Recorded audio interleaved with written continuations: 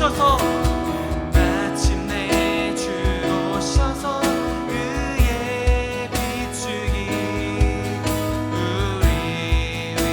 우리 다시 한번 찬양합시다. 하늘 문이 열리고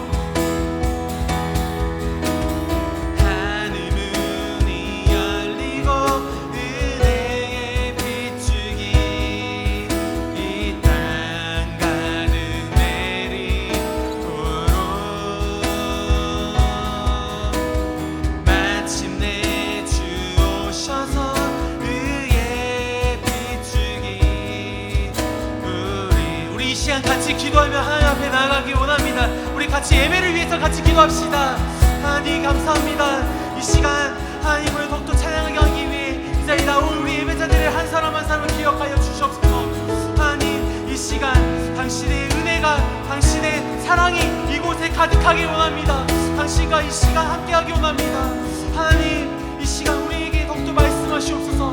당신의 목소리를 듣게 해서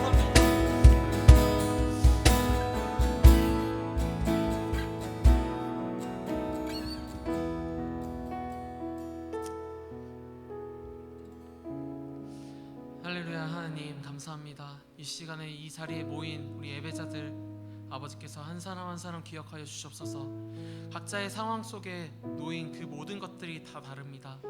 그 상황 속에서도 당신을 더욱더 기억하며 당신의 은혜와 사랑을 갈구하는 우리 귀한 예배자들이 되기 원합니다. 하나님께서 이 시간 우리가 동행하여 주시옵소서. 감사합니다. 예수님의 이름으로 기도드렸습니다. 아멘. 우리 이 시간에 같이 일어나서 하나님을 찬양하기 원합니다.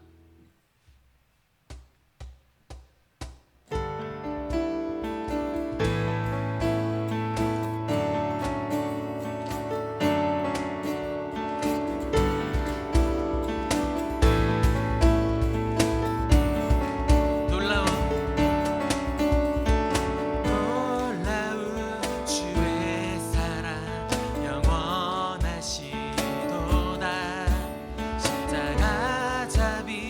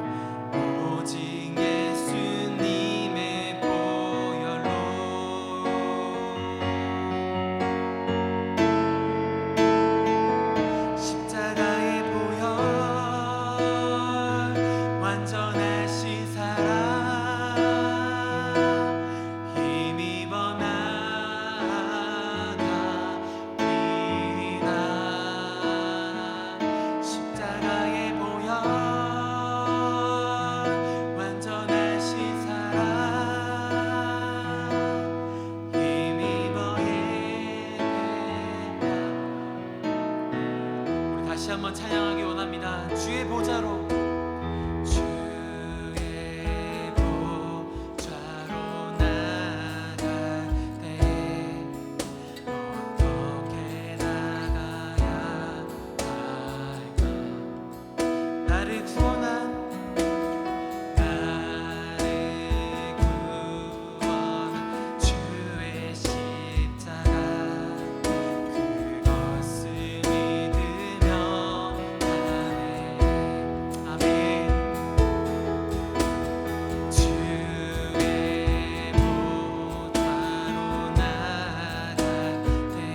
여전히 부족합니다.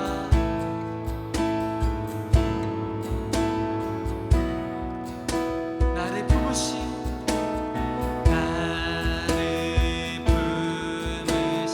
주의 그 사랑 그것을 믿으며 가네. 자격 없는 내 힘이 아닌 자격 없는 내 힘이 아닌 오직 예수님의 보혈로 자격 없는 내 힘이 아닌 오직 예수님의 보혈로 자격 없는 내 힘이 아닌 자격 없는 내 힘이 아닌 오직 예수님의 보혈로 자격 없는 내 힘이 아닌 자격 없는 내 힘이 아닌 오직 예수님의 보혈로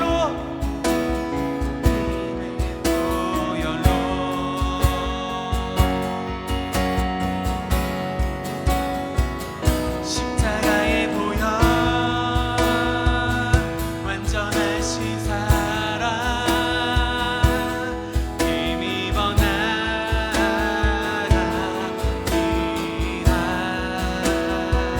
십자가의 보혈 완전하신 사랑 힘입어 예배합니다. 십자가의 보혈 십자가의 보혈 완전하신 사랑 힘입어 나아갑니다. 그렇습니다. 십자가의 보혈 완전하신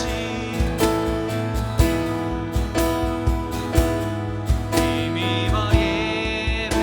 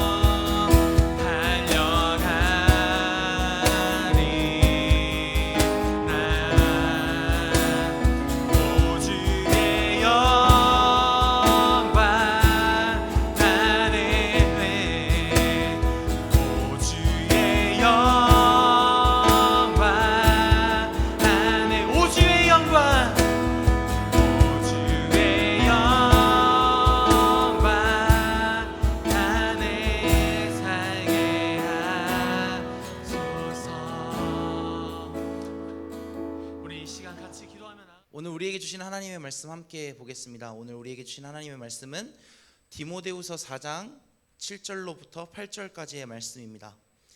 디모데후서 4장 7절로부터 8절까지의 말씀, 우리 한 목소리로 함께 읽겠습니다. 함께 읽습니다. 나는 선한 싸움을 싸우고 나의 달려갈 길을 마치고 믿음을 지켰으니 이제 후로는 나를 위하여 의의 면류관이 예비되었으므로 주 곧 의로우신 재판장이 그날에 내게 주실 것이며 내게만 아니라 주의 나타나심을 사모하는 모든 자에게도니라. 아멘. 저에게는 한 가지 고민이 생겼습니다. 제 고민을 들어주시겠습니까? 들어주셔야 돼요. 그래야 설교가 진행이 되기 때문에 제 설교를 들어주시겠습니까? 제 고민을 들어주시겠습니까? 네, 감사합니다. 저는 교회 전도사입니다. 그래서 이 교회에서 생활하는 게 너무나도 익숙해요. 또 하나님을 찾고 하나님과 동행하는 게 너무나도 좋아요. 근데 하지만 제 삶에 한 가지 큰 고민과 걱정이 있는데, 그것이 무엇이냐면 그리스도인으로 살아가는데 하나님을 믿고 하나님과 동행하면서 살아간다고 이야기하는데 매 순간 제 삶의 고민과 고난들과 역경들, 삶의 장애물들이 제 삶을 가로막고 있는 거예요.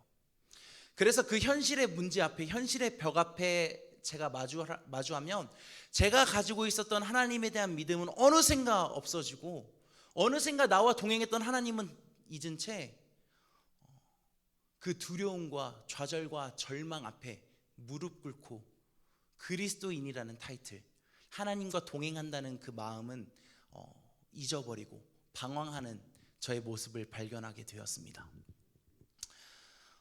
이 세상을 살아가면서 그리스도인으로, 또 하나님을 따르는 사람으로 믿음을 지키기 어려운 세상 속에 우리는 살아갑니다. 여러분들은 어떠십니까? 여러분들은 각자 여러분들이 놓여진 삶의 자리, 가정, 학교, 직장, 여러 가지 여러분들의 삶의 자리에서 그리스도인으로 믿음을 지키며 살아가고 계십니까? 아니면 저와 같은 고민을 여러분들도 하고 계십니까? 오늘 말씀을 통해서요, 그리스도인으로 산다는 것에 대한 고민들을 함께 나누어 보려고 합니다. 그리스도인으로 살아가는 것이 무엇인지, 그리스도인으로 이 세상 속에서 어떻게 살아야 하는지, 우리가 버틸 수 있는 힘이 무엇인지를 오늘 말씀을 통해서 저와 함께 말씀에 대한 정답을 함께 알아보려고 합니다. 오늘 우리가 함께 읽은 디모데후서는요, 바울이 삶의 마지막에, 인생의 마지막 순간에 기록한 편지입니다. 우리가 흔히 들은 사도 바울은 어떠한 사람입니까?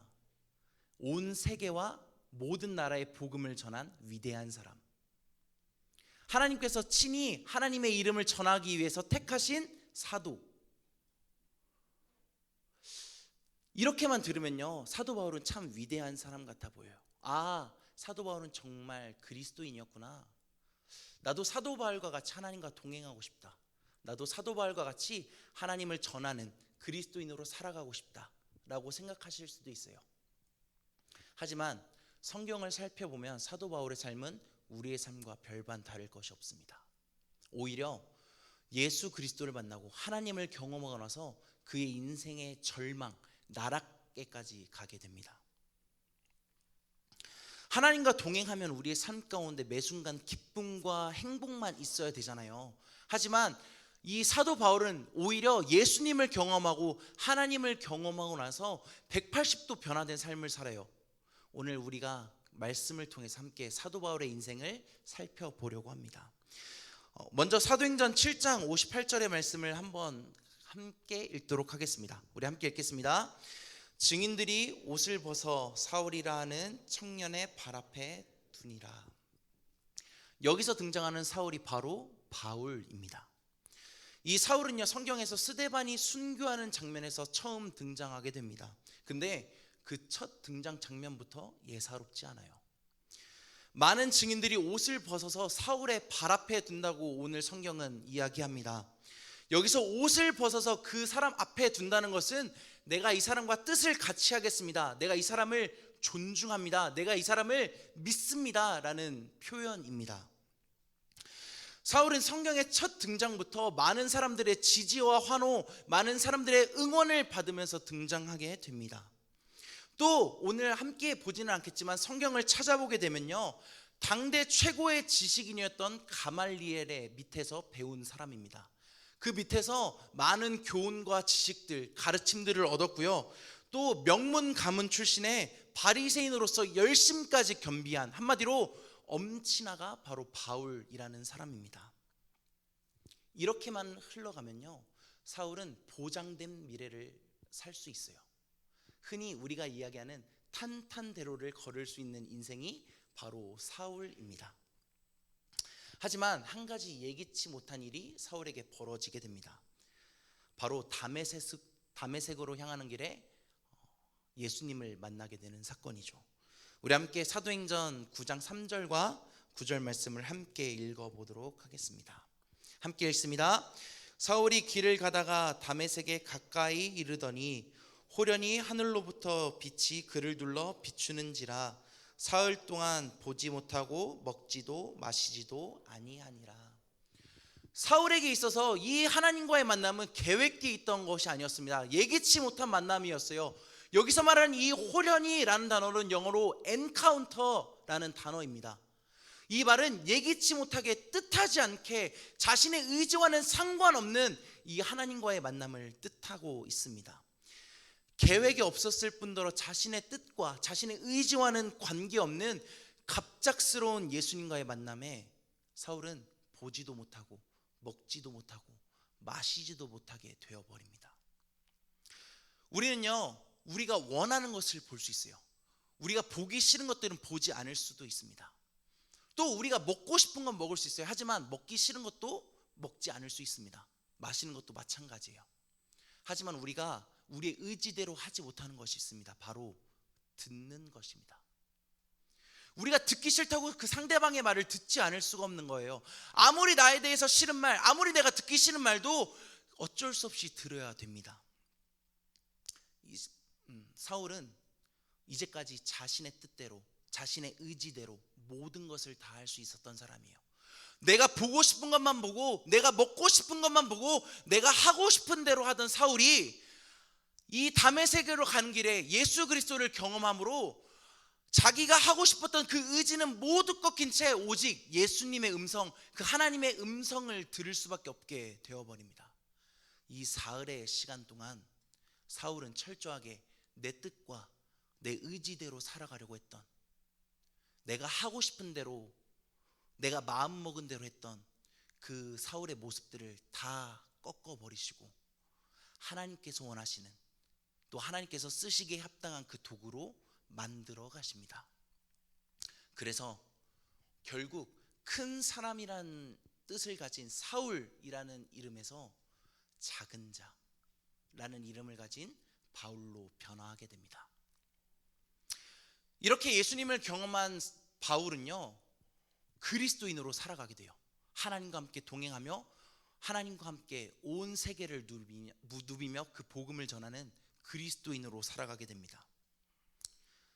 하지만 그 사울의 인생, 그 바울의 인생은 그 이름의 뜻처럼 큰 자, 높은 자에서 철저하게 낮은 자로 변화됩니다. 하나님과 함께하게 된다면요, 내 인생 앞길에 좋은 일이 펼쳐져야 될 것 같잖아요. 행복한 일만 있어야 될 것 같잖아요. 그리스도인인데요. 하지만 사울의 인생은, 그 바울의 인생은 철저히 사람들로부터 외면당하고 손가락질 받고 저주받는 인생으로 변화되게 됩니다. 많은 사람들의 지지와 환호와 응원을 받으면서 등장했던 사울은요, 사람들로부터 쫓김을 당하고 사람들로부터 박해를 당하는 바울로 변화되고요, 매를 맞기도 하고 돌을 맞기도 하고 산과 바다와 광야에서 여러 날 자지 못하고 줄이게 됩니다. 그리고 감옥에 갇혀서 이제 쓸쓸한 말년을 보내고 있는 노인의 모습으로 등장합니다. 여러분들에게 한 가지 더 질문하겠습니다. 여러분은 이 바울의 인생을 보며, 바울의 이 모습을 보며 불쌍하게 느껴지십니까? 네, 저는 불쌍하게 느껴졌습니다. 우리의 인생이 이와 같지 않을까요? 사람들은 우리에게 이렇게 이야기합니다. 야, 교회가 밥 먹여주냐? 야, 예수님을 믿으면 뭐가 달라지냐? 교회 갈 시간에 일을 하면 그만큼 더 돈을 벌 수도 있어. 야, 이 모자란 놈아. 세상 사람들은 예수님을 믿고 따르는 그리스도인들에게 이렇게 이야기해요. 예수님을 따르는 우리들, 믿음을 지키며 살아가길 원하는 여러분들에게 이 세상은 끊임없이 이 세상의 기준을 가지고 여러분들을 손가락질합니다. 바울도 마찬가지예요. 이 세상 사람들이 바울에게 돈, 권력, 명예 모든 것을 다 잃어버린 바울에게 이렇게 이야기합니다. 이 모자라고 멍청한 바울아, 너가 그냥 그대로 예수님을 안 믿고 살았으면, 너가 그리스도인으로 살지 않았더라면 오히려 더 좋은 환경에서 보장된 미래를 살 수 있었을 텐데 예수님을 믿고 잘하는 짓이다. 에이, 이 부족한 놈, 모자란 놈. 세상 사람들은 바울에게 이렇게 이야기했을 거예요. 하지만 바울은 그 사람들의 시선, 그 사람들의 손가락질, 그 바울에겐 아무것도 아니었습니다. 바울은 그러한 자신들을 향한 이 비웃음 속에서 이렇게 이야기합니다. 나는 선한 싸움을 싸우고 나의 달려갈 길을 마치고 믿음을 지켰다. 바울은 자신을 비난하고 조롱하는 사람들의 소리를 뒤로 한 채 이렇게 고백하는 것입니다. 여기서 바울이 말하는 선한 싸움이라는 것은 자신을 비웃고 조롱하는 사람들, 또 자신 앞에 놓여진 이 악조건들, 이 현실의 문제들과의 싸움입니다. 바울은 그리스도인으로서 처절하게 믿음을 지키며 살아가기 위해 선한 싸움을 했다라고 이야기하는 것입니다. 그 믿음을 지키면서 살아가려고 하는데, 예수님과 동행하면서 살아가려고 하는데 여전히 자신의 앞에 있는 현실의 문제들, 자신 앞에 놓인 상황의 벽이 너무 높은 거예요. 그래서 바울은 끊임없이 그것들을 이기기 위해, 그래서 하나님에 대한 믿음을 지키기 위해 끊임없이 싸웁니다. 오늘 본문 8절 말씀에는 이렇게 기록되어 있습니다. 이제 후로는 나를 위하여 의의 면류관이 예비되었으므로 주 곧 의로우신 재판장이 그날에 내게 주실 것이며 내게만 아니라 주의 나타나심을 사모하는 모든 자에게도니라. 바울이 지금 누구의 재판을 받고 감옥에 들어와 있는 상황입니까? 바로 로마의 재판장인 황제의 재판을 받고 감옥에 들어와 있습니다. 하지만 바울은요, 자신이 받은 재판, 자신이 받은 판결, 자신이 현재 놓여 있는 이 감옥이라는 상황 앞에 연연하지 않습니다. 왜요? 바울은 그 마음 가운데 하나님을 향한 소망이 있었기 때문입니다. 자신을 손가락질하고 비웃고 조롱하는 모든 사람들의 기준은 이 세상이지만 이 바울의 기준은 하나님이었습니다. 그래서 이 세상이 나를 비웃고 조롱해도 그것들에 연연하지 않을 수 있는 거예요. 왜냐? 하나님께서 결국 내가 당한 이 상황을 철저하게 반전시켜 주실 것이라는 믿음이 있었기 때문입니다. 그 시선을 하나님께 두었을 때 주어진 상황 앞에 연연하지 않고 더 큰 하늘의 소망을 품게 되는 것입니다. 예수 그리스도라는 소망. 하나님께서 결국 자신 앞에 놓인 이 상황을 반전시켜 주실 것이라는 소망. 그 소망을 마음에 품은 바울은요, 자신을 향한 손가락질과 비난과 조롱, 이 모든 것을 이겨낼 수 있었습니다. 올림픽의 꽃은 육상이라고 많이 이야기합니다. 이 고대에서도요, 달리기라는 종목은 사람들의 인기를 끌었던 종목입니다. 이 선수들은요, 그 경주 올림픽에서 1등을 하면 얻는 그 면류관을 받기 위해서 끊임없이 노력했습니다. 여러분, 달리기 좋아하세요? 저는 별로 안 좋아합니다. 그 달리기를 할 때 가장 중요한 것이 물론 끊임없는 노력, 타고난 재능들도 있겠지만 바람의 저항을 가장 덜 받아야 된다라고 해요. 이때는 지금과 같이 그 우사인 볼트가 입는 이 첨단 소재의 옷이 없었기 때문에 바람의 저항을 가장 덜 받기 위해 알몸으로 달렸다고 해요. 그래서 그 사람들을 향해 사람들이 이렇게 손가락질했다고 합니다. 야, 저거 1등에서 얻는 그 면류관이 고작 뭐라고? 그게 뭐라고? 그렇게까지 자신의 치부를 보이면서까지 그렇게까지 해야 돼? 그렇게까지 달리기를 해야 돼? 라고 사람들이 이야기했을 거예요. 근데 그 달리기 경주에 나가는 사람들에게 있어서 그 자신들을 향한 손가락질과 조롱들과 부끄러움은 아무것도 아니었습니다. 왜냐?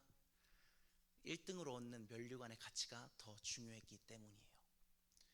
사람들은 그 달리기 경주에 나가는 사람들을 끊임없이 손가락질합니다. 조롱합니다. 비웃습니다. 하지만 달리기에 나가는 선수들은 오직 1등으로 얻는 그 면류관을 얻기 위해 자신을 향한 그 손가락질, 부끄러움, 그것들을 다 인내합니다.